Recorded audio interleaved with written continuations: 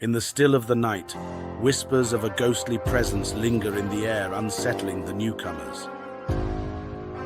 Daniel and Alice, drawn to the mysterious sounds emanating from the house, cautiously approach the foreboding structure.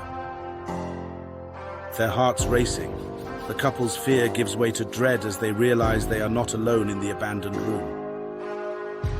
Frozen in terror, Daniel and Alice lock eyes with the spectral children, their silent pleas for help haunting their dreams.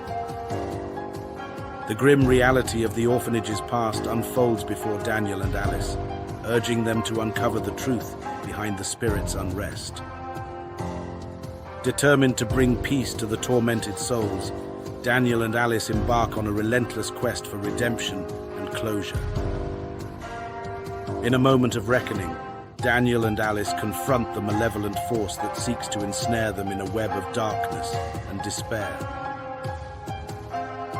With a collective sigh of relief, Daniel and Alice witness the spectral children's ascension, their souls finally liberated from the shackles of the past. Bound by a shared experience of dread and redemption, the couple finds solace in each other's arms, forever changed by the haunting they dared to face.